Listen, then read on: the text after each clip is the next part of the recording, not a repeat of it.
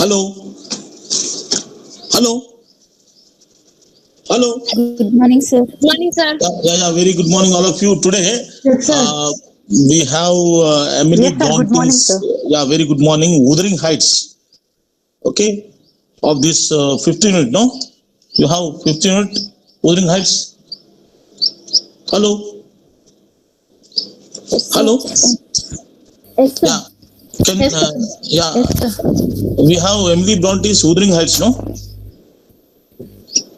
Hello. Yes, sir. Yes, sir. Yeah. Can anyone of you read about Emily Bronte's biography? Hello. Hello. Hello. Hello. Good morning, sir. Very good morning. Yeah. Please read biography of Emily Bronte. Hello. Hello. Hello.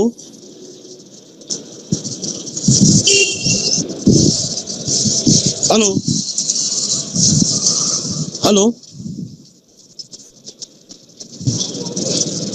Hello. Yes, sir. Hello. Yes. Can you read a biography of Emily Bronte? Okay, sir. Yeah, read.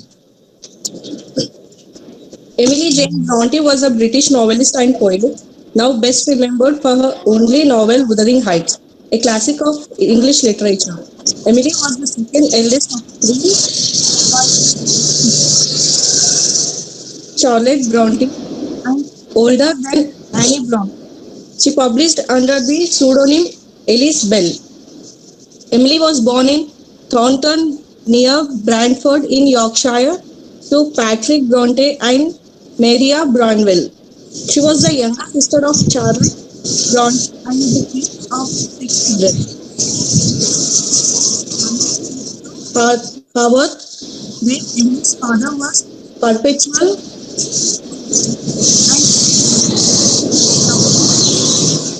and the literary politics flourished. In childhood, after the death of their mother, the three sisters and their brother Patrick Branwell Bronte immigrated and Andrea Gondel Garangin Oceane, which were featured in stories they wrote. Little of Emily's works from this period survived, except for poems spoken by characters. It was the discovery of Emily's poetic talent by Charles that led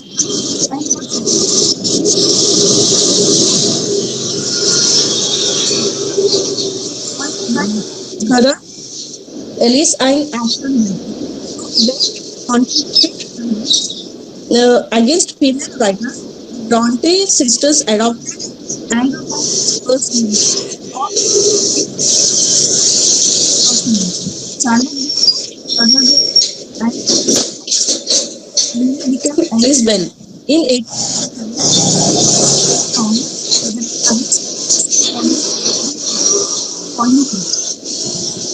the last warning being Angel's Way by her sister Anne. Its innovative structure somewhat puzzled critics, although it received when it first the literary classic. In Charlotte edited and published Wuthering Heights as a stand-alone novel and under Emily's real name. Like her sisters, Emily's health had been weakened by harsh local climate at home, and of her brother in September, and have all medical died on December 19, 1848 of tuberculosis, possibly caught from nursing her brother. She was interred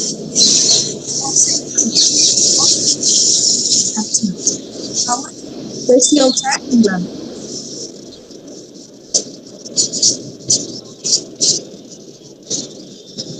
Sir, I'm done, sir. Okay. So here Emily Bronte with this kind of background, and we have seen that how Bronte's contribution to British literature, and here Bronte had that kind of academic creativity to write the novels. Here, Wuthering Heights uh, was written in 1847, and here at that time it was very difficult for women to make a name for themselves in the world of letters.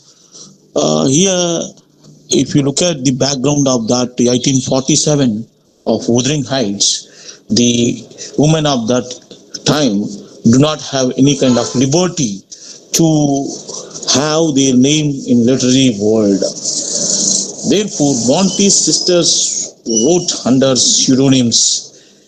Emily was Ellis Bell, while her elder sister Charlotte wrote was as Courier Bell, and Annie as Acton Bell.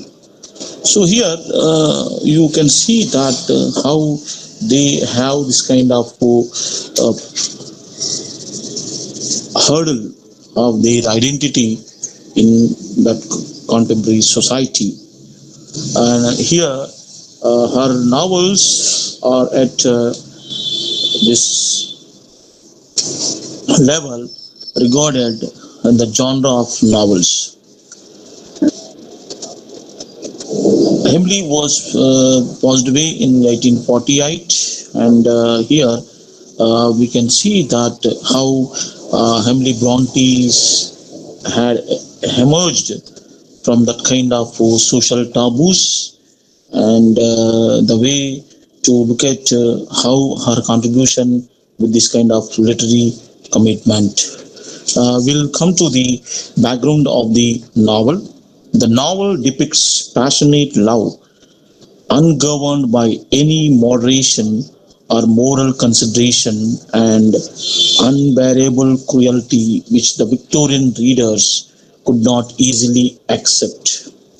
They found the book shocking and inappropriate, in spite of the fact that the narrative does not portray sex or violence, but it did not cater to the Victorian sensibility, and was thus virtually ignored even from her family. Emily Bronte did not get support. Her sister Charlotte, who also wrote novels with similar motifs of Gothic love and desolate landscapes, could only proffer an ambivalent response to the novel. She did not appreciate the excessive intensity of Emily Bronte's novel. Here, you can see that how the gender matters in family as well as in society. When you look at Emily Bronte's background from this kind of hurdles, one can understand how her personal experience made her to bring this novel with that kind of attachment with the real experiences, had a significant role to play in the creative process of the novel. So here, the novelist had that kind of real experience of her own life. For instance, Emily's deeply religious aunt, Elizabeth Branwell's religiosity and Christian fervor found their way into the novel as a caricature of an evangelical character, Joseph, possibly inspired by her aunt's excesses. The main subject matter of the novel is the relation between self and society. So here, when you look at the novel with this kind of background, that how self versus society, when you look at the way how Emily Bronte here had her personal experience with this kind of background of her own self, as well as how the family also made her to explore that invisible bias of the gender as well as the social restrictions. So when you look at this novel from this kind of background, you can see that how Emily Bronte had this kind of touch of her personal as political. It presents threatening social energies with a sense of mystery and uncertainty. There is the presence of both doubt and faith, two important concerns of the Victorian age. So here, when you look at that life of the novelist from this kind of background, and to emerge as an individual, to say that the relation between self and society, questions of race, gender, social class are also evident. So here in this novel, we have seen that how this novelist had tried to look at that questions of race, gender, self, society, as well as the other aspects of our human life. So when you look at all these, then you can understand how Emily Blunt and they had this kind of personal experience which are real, and here the life of her own with that kind of race, gender, social class are also evident. Here you look at that the way how Emily Bronte's novel here, Wuthering Heights, is making sense of that. For instance, Heathcliff's dark gypsy identity shows itself through his untamable passions and his latter slave-like oppression at the hands of Hindley.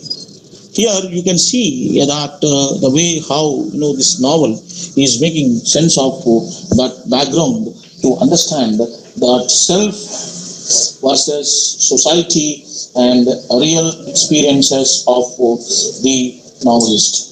So when you look at all these, then you can understand how Emily Bronte had this kind of touch of her own personal life. So we'll see Wuthering Heights is based partly on the Gothic tradition of the late 18th century. So here the background of this novel shows that Gothic tradition of the late 18th century. This was a style of literature that was marked by supernatural encounters, crumbling ruins, moonless nights, and frightening grotesque imagery. So here in literature we have historical, psychological, sociological, and picaresque, and here Gothic novel. Gothic novel, it deals with that kind of moonless nights and crumbling ruins and frightening grotesque imagery. So it deals with that kind of supernatural encounters. This type of writing wanted to create effects of mystery and fear. So here in this novel, you will see that kind of whatever the these elements of the Gothic, and goes much beyond it in its sophisticated observation and artistic subtlety. So here it's a challenge to a novelist like Wuthering Heights, with this kind of Gothic novel elements.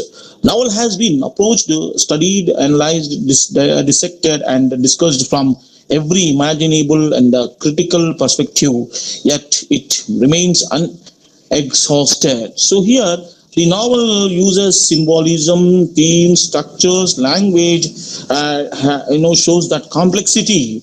And here, the single reason for its immense and continuing popularity may be ascribed to the portrayal of some of the most unforgettable characters in English literature. So here, the novelist had that kind of immense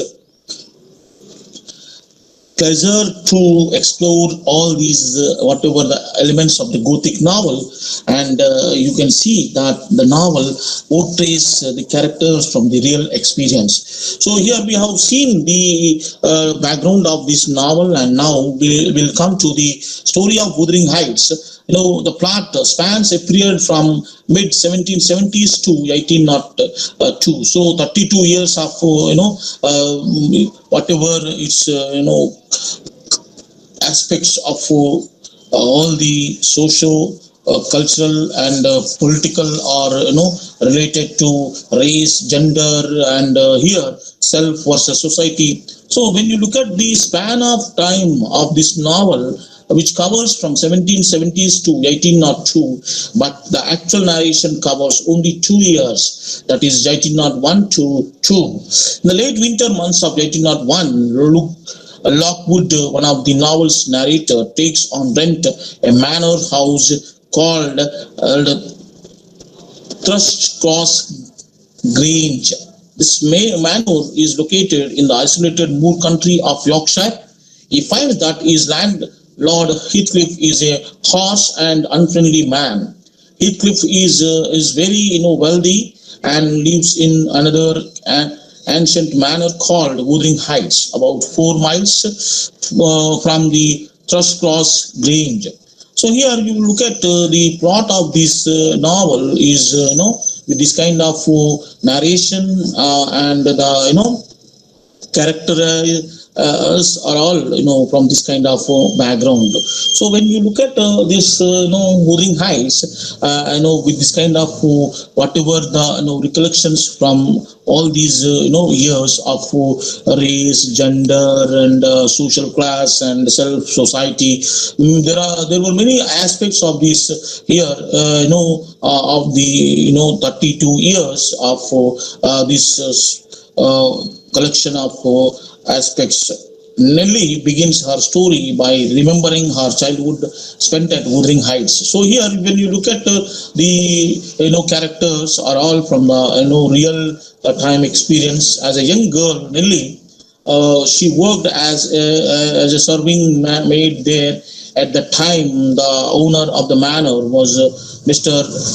Earnshaw. He lived in the manor with his family. One day, Mr. Earnshaw visits Liverpool and returns home with an orphan boy, Heathcliff. So here, when you look at the background and the plot of this novel, then you will see that each and every character is introduced with that real experience. He was to raise the child as his own son.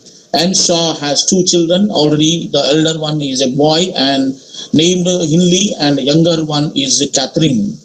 When these 2 children see the urchin their father has brought home, they are displeased. They detest the dark-skinned Heathcliff on sight. The situation changes soon as Catherine quickly comes to love Heathcliff. Their love makes them inseparable. They spend their days playing on the moor. So here, when you look at Heathcliff's concern towards the way to know how he has that kind of nature of this human relation and all like that. Here the way how this Earnshaw's concerns towards the Heathcliff shows that the way how Heathcliff to his own son Hindley. So you are looking at the way how this plot with this kind of introduction of all the characters, and here you can see that Earnshaw sends Hindley away to college while he keeps Heathcliff at home near him. So when you look at that orphan boy Heathcliff is part of the Earnshaw's family, and here Earnshaw always tries to keep him closely, more than his own sons. So here the way how that kind of orphan boy who is part of the Earnshaw's family. So here, when you look at all these, then you can understand the state of affairs does not continue for long. Within 3 years, Mr. Earnshaw dies. Hindley inherits Wuthering Heights, and he is married by his this time and returns to Wuthering Heights with his wife and Frances. Now he again seeks revenge on Heathcliff without delay. And Heathcliff, who had got used to be being pampered by Earnshaw, now finds himself treated as a common laborer. Hindley forces him to work in the field. However, this does not hamper the close relationship between Heathcliff and Catherine. So here, when you look at how an urban boy who is part of Earnshaw's family, and he loves him more than his children, and the children wishes to take revenge on that urban boy Heathcliff, and then you can see that how the treatment of that legitimate and illegitimate children of that Henshaw family. So here, when you look at the way how this plot is, with this kind of Wuthering Heights, characteristic features and all, with this kind of whatever, Emily Bronte had, tried to look at that the family with this kind of background. And here, when you look at then the plot construction is super portrays how Wuthering Heights is an exploration of human passion at different levels. So we can understand that how it is with this kind of human passion at different levels. The plot is with this kind of human relations with the members of the family, as well as that the orphan boy Heathcliff, and here when you look at all these aspects into this, he had tried to look at that how the legitimate son and the illegitimate son with this kind of relations of human passion. So here look at Emily Bronte unfolds a tale of exceptional emotional and imaginative force in this novel. So each and every aspect of Emily Bronte's construction of the plot and with this kind of human passion and different levels, as well as it is an emotional and imaginative force in this novel. Events are set in motion by the arrival of Heathcliff at Wuthering Heights. So the orphan boy who is part of the Wuthering Heights, and how he had that kind of touch of human passion by Mr. Earnshaw, and the way how this novel is making sense of all these aspects of human relationships. So when you look at all these of this novel, then here you can see the actions of almost all the characters of this generation are ruled by the blind obsession. So when you look at the novel with this kind of all the aspects of human passion, acute evocation of setting, poetic grandeur of vision, and highly original handling of Gothic and romantic elements make the novel unique. So here, when you look at that kind of Gothic as well as romantic elements in this novel, and they are representing that kind of uniqueness of its explorations. The powerful and diverse forms of passion illustrated by the characters, the stark and the brutal and the primitive landscape which breeds a variety of dark temperaments and adds to the sense of alienation that the novel depicts. So here, when you look at all these aspects of this background and the plot construction, then you can understand how Wuthering Heights is making sense of symbolism, as well as that the race, as well as the self versus society and individuality. Here you can see that the way how this Wuthering Heights making sense of these recurring themes of love, the structure of power, sin, and expiation, and belief in superstition. So when you look at all these are generated by Emily Bronte in this novel, that all these obvious themes are specific areas which need to be commented upon. So here, when you look at all these aspects of this novel, with this kind of unchanging love is distractive, evolving love is fulfilling. So when you look at how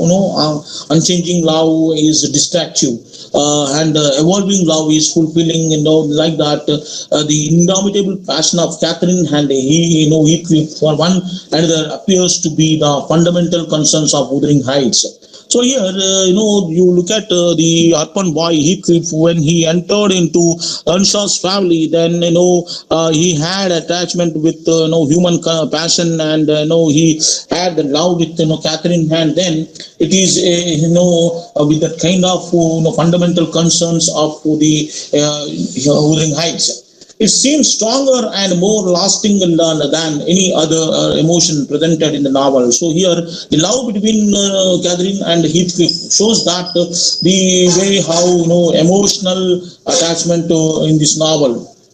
So when you look at the way how the novel is with this kind of whatever the unchanging love is distractive and evolving love is fulfilling. So here you can see under this kind of aspects of the novel. And then here, while narrating the story of Catherine and Heathcliff, the narrator Nellie criticizes both of them harshly. She condemns their passion as immoral, but this passion is obviously one of the most gripping and unforgettable aspects of the book. So here, when you look at the way how Emily Bronte intends the reader to condemn these lovers as guilty or to idealize them as romantic figures.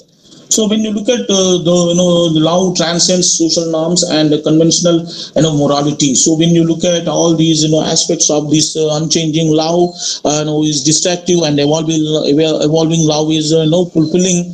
So then you can understand how these thematic concerns are parallel. So when you look at the structure around the parallel love stories, the first half of the novel, Catherine, centering on the love between Catherine and Heathcliff. So when you look at the orphan boy who is here in the family of Henshaw, and then who is in love with Catherine, and here the love between them is with that kind of whatever their unchanging love. And here when you look at the second aspect of the thematic features, developing the love between young Catherine and Hayton. So when you look at the second aspect of these Catherine's love with Hatton, in contrast to the first, the latter tale ends happily, restoring the peace and order to the two manors, Wuthering Heights and Thrushcross Grange. The differences between the two love stories contribute to the reader's understanding of why each ends the way it does. Herein, the moral is implied by the author. So here, when you look at how this recurring theme of this Wuthering Heights is making sense of that the unchanging love is distractive and evolving love is fulfilling, like that here. All these aspects of this love story of Wuthering Heights and Thrush Grange, then you can see that the features of love story of young Catherine and Hayton is that involves growth and change. So when you look at the love between Heathcliff and Catherine, and with Hayton and Catherine, then you can see that the growth and change. Early in the novel, Hayton seems incorrigibly brutal, savage, and illiterate, but over a period of time, he became a loyal friend to Catherine, Catherine II, and learns to read. So here, when you see how the growth and the change in the novel, in case of Hayton and here Catherine II first meets Hayton, she seems completely aligned to her world, yet her attitude also gradually evolves from contempt to love. So here, when you look at all these, then you can understand how this novel is making sense of the unchanging love is distractive and changing love is fulfilling and fruitful, like that. Here you can see how the elder Catherine and Heathcliff's love, on the other hand, is rooted in their childhood and is marked by the refusal to change. In choosing to marry Edgar, Catherine seeks a more refined life, but she refuses to adapt her role as wife, either by sacrificing Heathcliff or completely accepting Edgar. In chapter 12, she suggests to Nellie that the period since she was 12-year-old.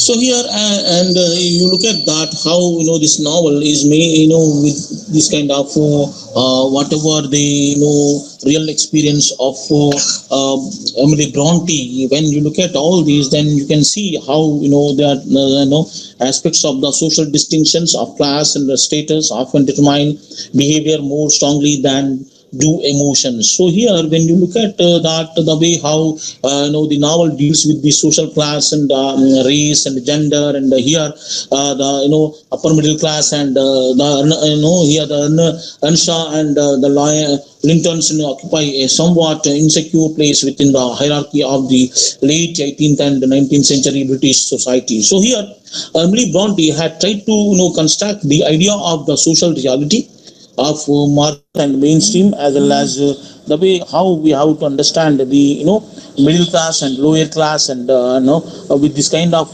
superiority and inferiority, and how that kind of whatever the social status of aristocrats was a formal and settled matter, because aristocrats had official titles. So here, members of the gentry, however, held in no titles, and their status was thus subject to change. So here, when you look at all these aspects of the social class, then you can understand how the use of the language and to show their whatever the superiority, and you can look at how the question of the whether or not a man was really a gentleman would take into consideration how much land he owned, how many tenants and servants he had, what kind of language he spoke, whether he kept horses and a carriage, and whether his money came from land or trade. This was a time when gentlemen scorned banking and commercial activities. So those who got money from trade were regarded as inferior. So here, when you look at that kind of whatever the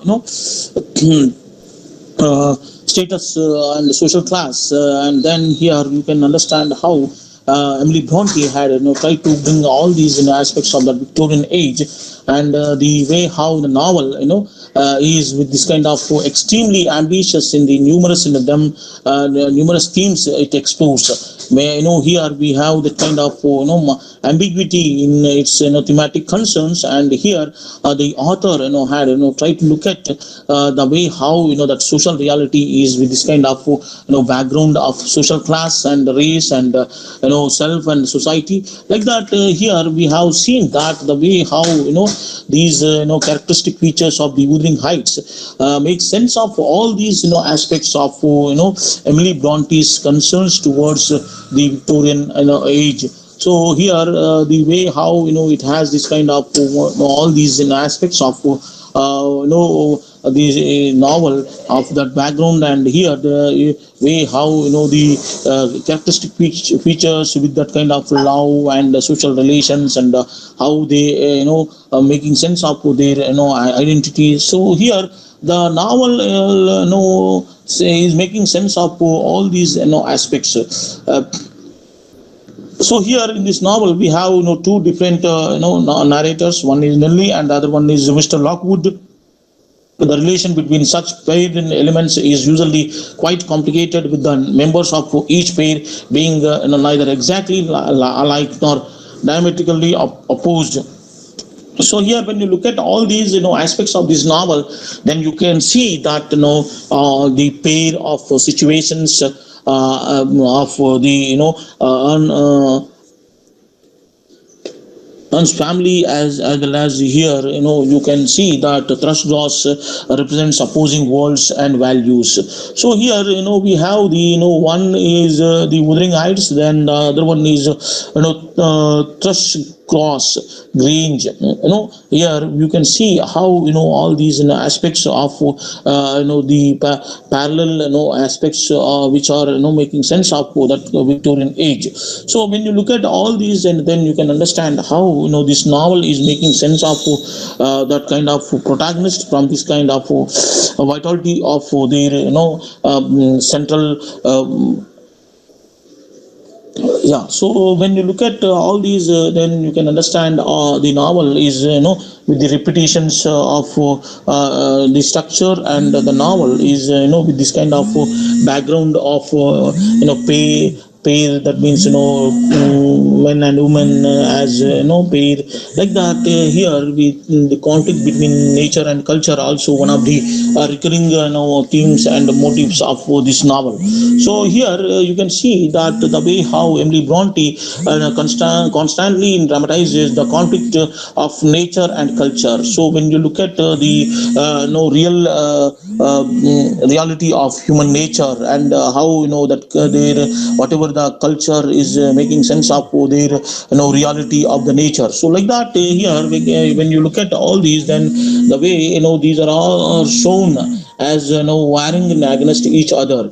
The Anshan represents nature, and especially Catherine and Heathcliff, they are guided by their passions, and they do not have the power of reflection or ideals of accessibility.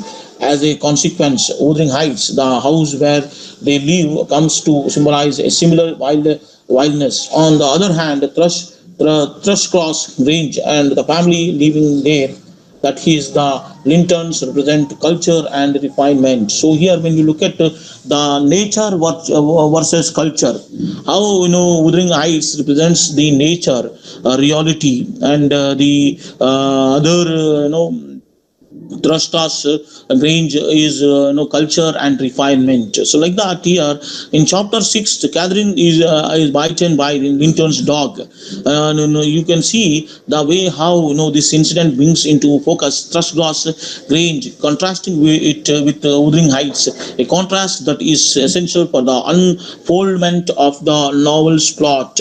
So here Linton and Anshaw and families meet for the first time, and there is already confusion at Wuthering Heights.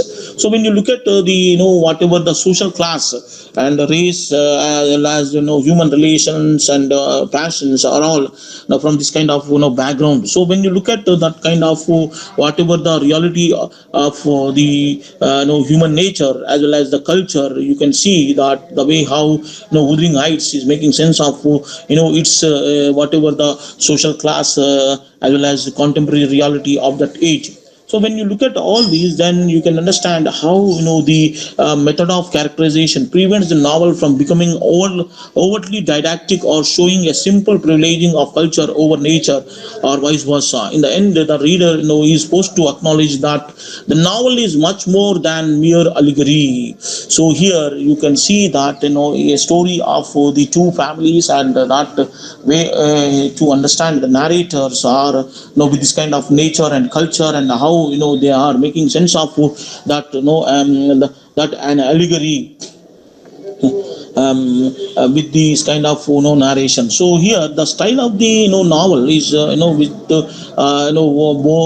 bare of ornamentation, prosaic and straightforward. The novel is with this kind of prosaic and straightforward and ornamentation. And when you look at that passionate speeches between the Catherine and then you can see how these novel making sense of all these realities of that social class. So when you look at how these Wuthering Heights is with this kind of ambiguous and representation of nature and culture. So when you look at Catherine, the story is told that the considerable economy. Bronte uses powerful imagery in the novel, and her symbols bring out the definition of the paradoxes which abound in the story. So here you can see that the novel is with this kind of emphasis of landscape within the text of Wuthering Heights, bestows the setting with symbolic importance. So landscape is familiar to the author and comprises primarily of moors. So when you look at how this novel is with this kind of background, and then you can understand how it is making sense of all these aspects of ambiguous nature of its representation. So when you look at Wuthering Heights, with this kind of whatever the repetitions and the use of the language and the social status and race and gender and other aspects of all, then we can understand how it is with this kind of symbolic of their whatever the representation of love. So here we have the ghosts have a significant symbolic role to play in the novel. So when you look at this kind of aspect of the gothic nature in the novel, it is a symbolic with its exploration, and the way how here we have Catherine's appearing to Lockwood in chapter 3rd may be explained as nightmares. So here you can see that the unexplored aspects of the whatever the Victorian age are represented in this novel to show that kind of the ghosts are real. They symbolize the manifestation of the past within the present, and the way memory stays with people, seeping into their day-to-day lives. So here, when you look at that, nature and culture and social class and reality, as well as this kind of gothic elements in this novel, shows that how that kind of whatever the past within the present is making sense of that attachment with the day-to-day lives. So here the novelist had tried to establish this kind of past, present, and future with this kind of elements of the gothic, and then the way how from the real world to unreal. The novel interpreted as a realistic one with this kind of gothic elements. So here, when you look at this kind of superstitious representation, as well as the doubt of the existence really or not. So when you look at that kind of gothic elements in this novel, you can see that all these aspects of the novel shows how it is with this kind of ambiguous nature. And here the narrative technique is critical through flashback method and recorded in a diary entries.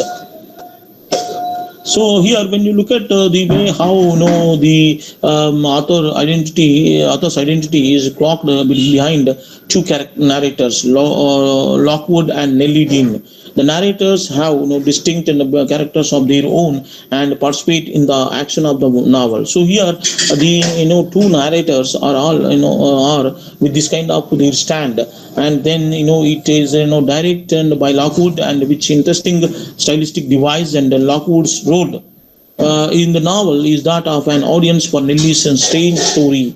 Nellie is dull, prosaic, and together these two narrators provide two different perspectives through which the story can be viewed. So when you look at all these whatever the historical background, as well as the way how recurring themes are all with this kind of narrative technique, that how existing reality of that contemporary age of the Victorian period. So here, when you look at that kind of whatever the incidents and rapidly change events are all with this kind of chronological order, because it has that kind of narrative technique to look at the narrator Lockwood's place of Nellie's narrative. So here you can see how Nellie's story as recorded in his journal.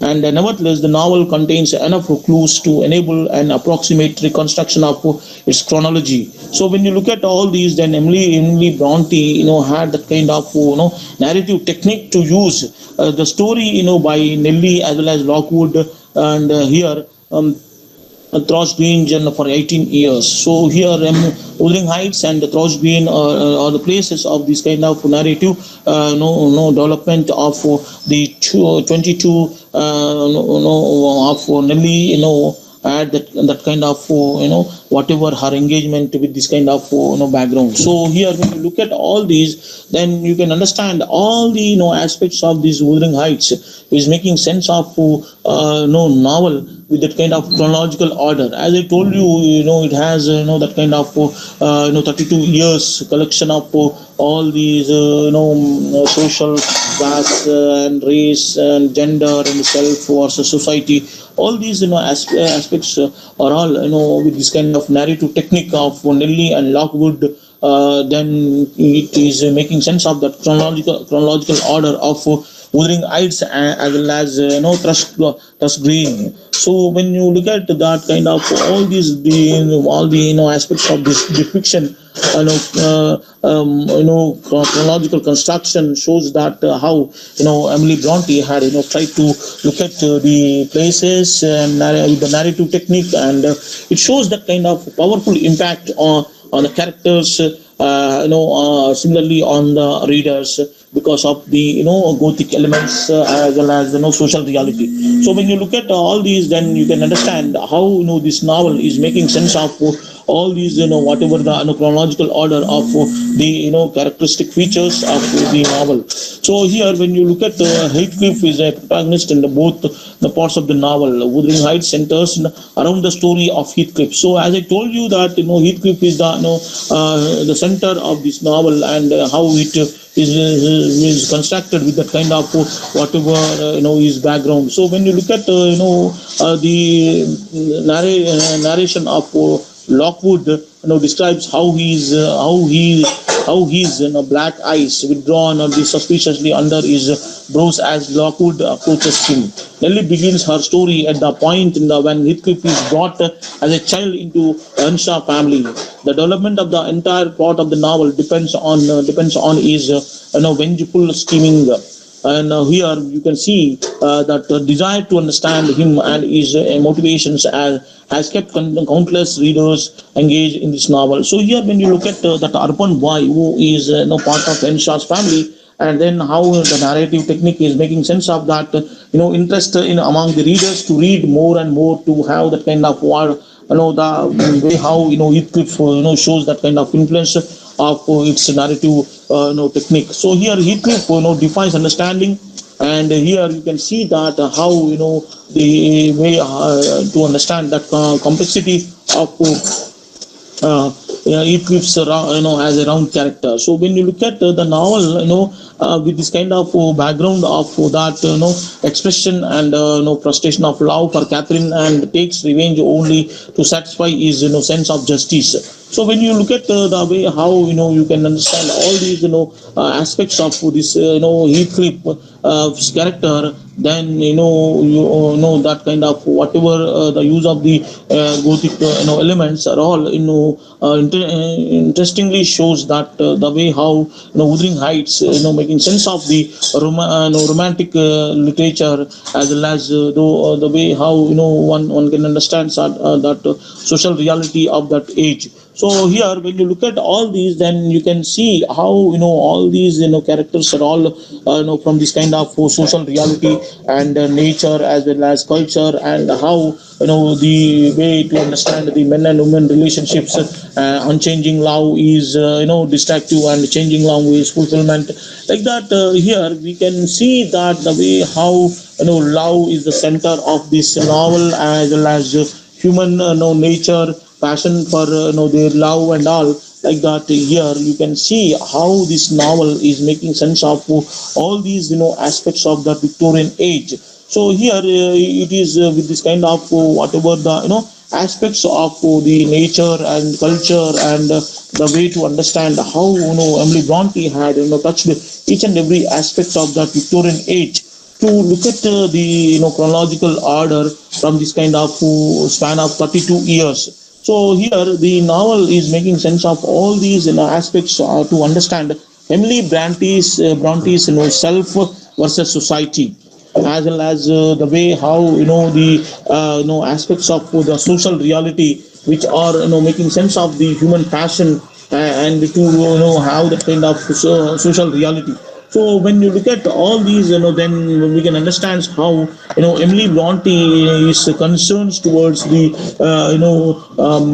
passions of that contemporary society, because of the family and the love, and the way how social class and all aspects of this novel is making sense of that contemporary reality, as well as the creativity of Emily Bronte shows the way to have that kind of complexity in its explorations. So each and every aspect of the novel shows that how that the novelist had that kind of inbuilt nature to regenerate the whatever the memories of the past, as well in the present, and to have that kind of future. So here the novel has been constructed with this kind of chronology through the whatever their day-to-day life, as well as how they are with this kind of their influence in their life with this kind of whatever their concerns. So here the novel is with this kind of all these aspects of the juxtaposition of the domestic and the fantastic. So when you look at all these of these novelist concerns, then each and every character is shows that kind of the light and dark side of human life of the Victorian age. So here she is that kind of critique of the social reality, as well as the concerns of the Victorian age men and women, and the way how they have this kind of dark side beliefs, as well as ignorance of the reality. So when you look at all these, then here the novelist had tried to establish that kind of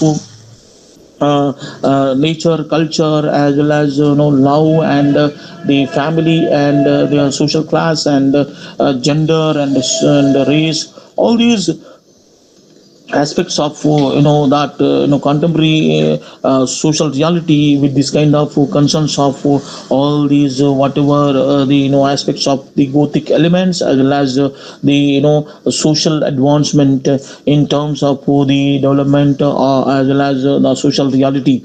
And when you look at all these, then you can understand how Emily Bronte had tried to portray the characters from this kind of social reality. And here the novelist had tried to bring them to the notice of the reader, that how we can judge the characters from this kind of Gothic elements, as well as social reality of gender, race, and social class, and all whatever the aspects of the marriage, and the love, and the family, and the way how it is the representation of change and development, as well as it is with this kind of whatever its concerns of that kind of unchanging and changing dynamics of that contemporary age. So here when you look at all these, then you can understand how Emily Bronte's plot construction and recurring themes, as well as the characteristic features of each and every character, shows that the novel is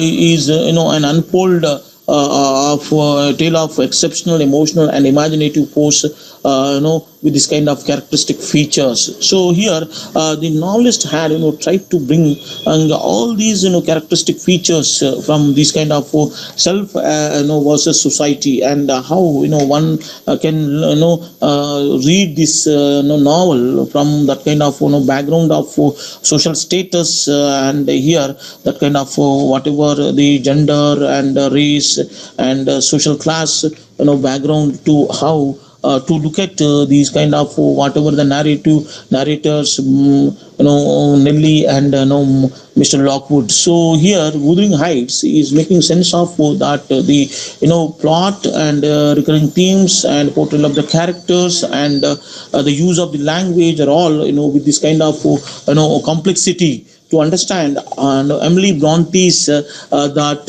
creativity with the complexity, creativity with that kind of critical analysis of that Victorian age. So here you can see that the characters are all from the social reality, and each and every aspect of this Wuthering Heights is making sense of that place, with this kind of change and unchange, as well as that kind of whatever their concerns towards the life, as well as love, marriage, and social reality. So here the novelist had tried to bring to the notice of each and every aspect of the Victorian age, that how it is with this kind of whatever the social background, and the novel has been with this kind of chronological order. So when you look at all these aspects of this Wuthering Heights,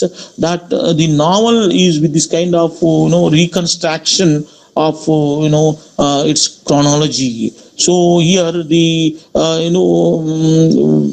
way to say that fiction as history, history as fiction. So the novelist had tried to re-establish or reconstruct of the chronology through the literary devices which are designed by Emily Bronte. So here, when you look at that, the record of John Lockwood's diary and last part of the year 1801, and in September 1802, and Nellie begins her story by telling Lockwood that she has lived at Thrush Cross Grange for 18 years.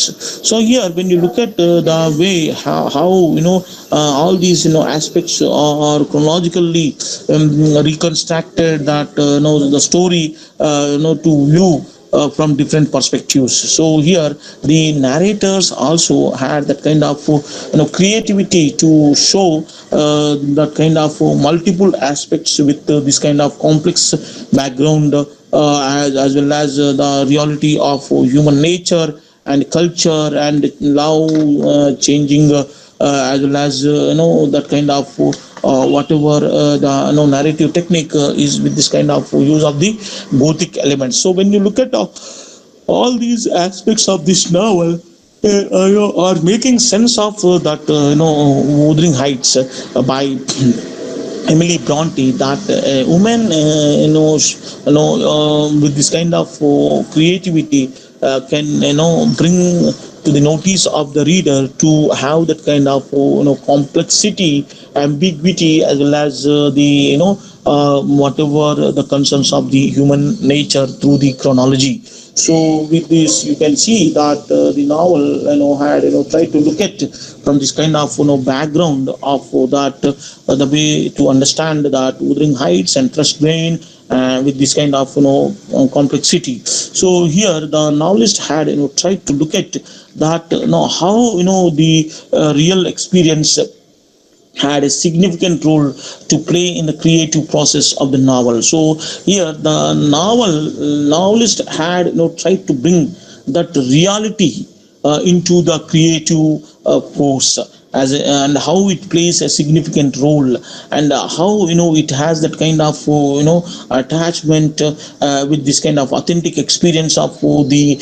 religion, and whatever the Christianity and the aspects of that practices and the family background. So here the novel had that kind of close attachment with this kind of self and society. So how we can relate this self with the society? Can we have this kind of concerns of the self to the society?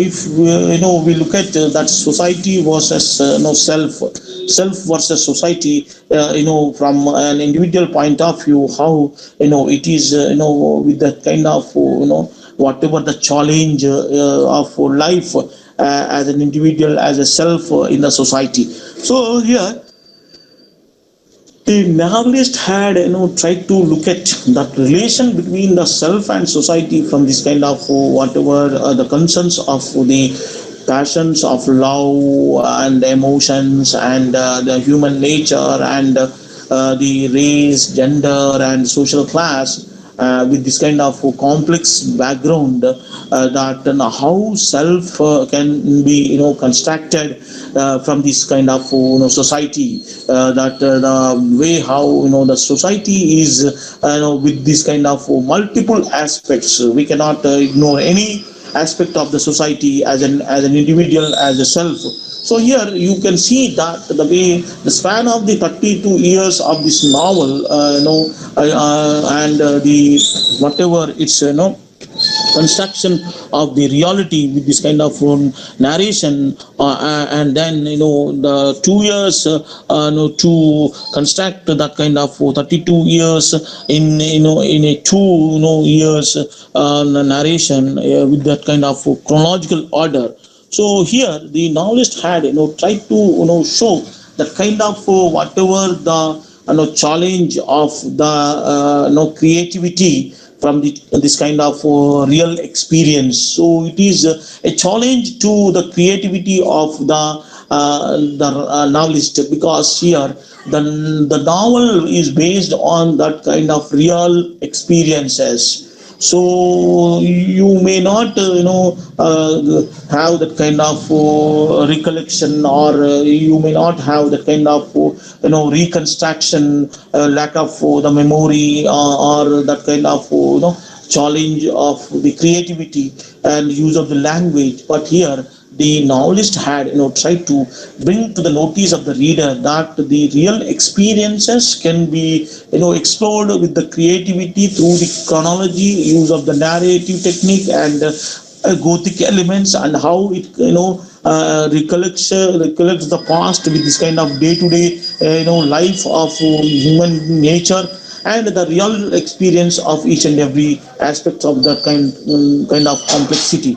So when you look at the novelist, had herself that kind of personal background, experience and challenge to hide her name, and to use that kind of name pseudonym, that the way how a woman is with this kind of stand. So here Wuthering Heights is with this kind of socio-political, economical and cultural aspects of that Victorian age. To understand that novelist had tried to make sense of the creativity from the real experience. So here the way how one can understand the novel from this kind of complexity and real experience of the protagonist Heathcliff, as well as his concerns towards Anshaw's family as an urban boy. And you look at the way how an urban boy who is a protagonist to show the reality, and the way how he had that kind of treatment of the whatever the illegitimacy, as well as that kind of unchanging love, and it's whatever the consequences towards the Catherine, like that. Here you can see the way how that social class is also center of the novel, and here Anshaw's family background also with this kind of whatever it's concerned. So when you look at how the novel is with this kind of stand of the social reality, and the way how one can understand that protagonist with that kind of counter against the romanticization and romantic nature of the whatever the cultural background of that Wuthering Heights. So here when you look at the way how the two places, Wuthering Heights and Fresh Grass, are also part of the creative explorations of Emily Bronte. So when you look at all these aspects of this novel, shows that how Emily Bronte had that kind of touch of the family, self and society. So you can see that the concerns of the self knows, as well as family and the human relations, and the places, and that way to understand all these aspects of this novel with this kind of background. So here when you look at that characterization from that kind of whatever its concerns, shows that culture over nature, or vice versa. So when you look at all these aspects of the novel, or with this kind of background, to understand Emily Bronte's attachment with this kind of personal experience of her own, and that the way how she looked at the society as a self. So with this, I wish to conclude that the novelist had overcome the challenges of the gender, race, social class, and the human relations of the family and the society. So when you look at all these, then the way how here it is making sense of all these aspects of the human relations, as well as that symbolic attachment with the family and love. So here you can see Emily Bronte with this kind of aspects of that novel is making sense of all these aspects. So here, when you look at the novel from this kind of background, you can understand with that kind of whatever the background of the landscape, and here the way how with this kind of use of the language and the relations between the men and women and the family and the society. So like that, here you can see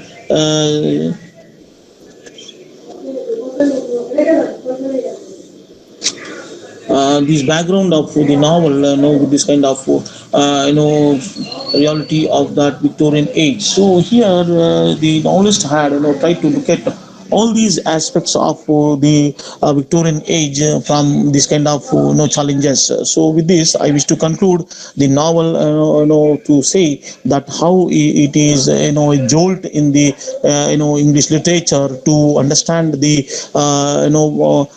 plot, structure, thematic concerns, and creativity of that chronological order from the real experiences of the novelist as a self in the society. So here, with this, I wish to conclude the novel with this kind of whatever the aspects of all the complex background. Okay, so here, hello.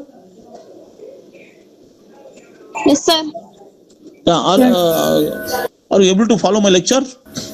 Yes, sir. Hello. Yes, sir. Yes, sir. Yeah. So here, you have seen that Emily Bronte's creativity with this kind of real experience, and how she had touched each and every aspect of that complex society with this kind of social reality, human nature, and passions for love, as well as that kind of social class and gender. All these aspects are all with this kind of stand of that kind of whatever the Victorian age. So when you look at all these aspects of this novel, you can understand how creativity with the challenges of narration, and how she engaged the two narrators in this novel, to portray the characters from the real world, and nature, and that chronological order. Okay, so with this, I wish to conclude the novel, and then we'll see that any clarification, or any doubt, or to complete any topic from this paper. Here, all the topics are over, no? Hello. Hello. Hello. Yeah, is it audible? Yes, sir. So here, all the topics covered, no? In all Dream children, sir. Dream children. Old China. Acha, do I have class tomorrow? Yes, sir. Okay, I'll take tomorrow. Okay, Dream Children and that Old China. Okay, Old China. Okay, we'll see that these two topics in one class tomorrow. So we'll see tomorrow to take these two topics of the prose. Okay. Sir, tomorrow no class, sir, for you. Okay. So shall I take this? For you, no class, sir. Okay. So I'll take now itself. Then what is that? I think you have class 1 at 11, no? See what I'll do here. I'll ask our coordinator whether I have to take the class tomorrow or not. Okay. I think I have only one topic to complete: Dream Children and Old China. I do not know that I had completed or not this one. I'll see to complete. Hello. Hello, sir. Yeah. We'll complete tomorrow. I'll ask one more class to take tomorrow. Okay. Okay, sir. Okay. So don't worry. I'll finish that Dream Children and Old China tomorrow, Actually, I thought of complete, but I do not know. Okay, I forgotten. Okay, we'll see. Tomorrow. Don't worry. Oh, We'll complete these two topics. Okay. okay. So yeah, yeah, Sir, sir, one small doubt, sir. yeah, yeah, yes, yes, Sir, Wuthering Heights is the name of a farmhouse, sir. yeah, yeah, yeah. So why this title is kept for this novel, sir? No, see here the place of that then it was named Wuthering Heights. So here when you look at the novel from this kind of background, that the way how to show the place with this kind of background of that age. So when you look at this place with this kind of background, then you can see that place is with this kind of reality or its representation as a symbol of wildness, and then it is with that kind of people of that place. So like that here the name of the place is named with this kind of novel to represent that kind of conflict between the nature and culture. So when you look at these kind of aspects of this novel, shows that the way how this novel is named because of that representation of the people, and that kind of whatever the power of reflection of ideals of civility. So here when you look at that how it is named from this kind of background. So when you go through this, then you can understand how Emily Bronte had tried to establish that kind of the representation of the nature with the Wuthering Heights, and then culture with the Thrush Grange. Here we have two places of this novel. Shows one is a cultural refinement, and then the other one is with this kind of symbol of similar kind, and the way how it is the reflection of ideals of civility. So like that here when you look at the Wuthering Heights with this kind of background, that the novelist had tried to bring the way clash between the nature and culture.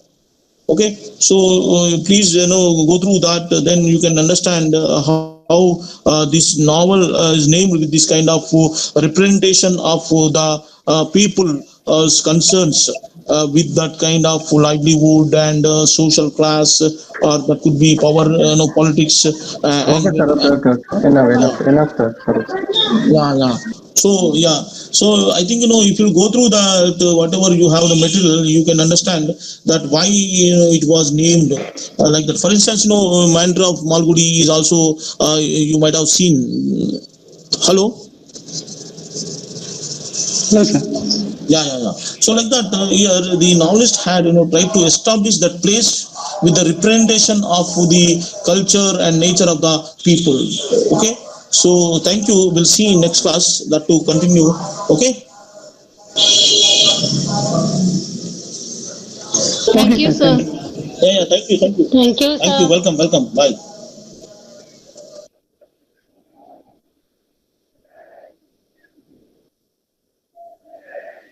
Hello, good morning.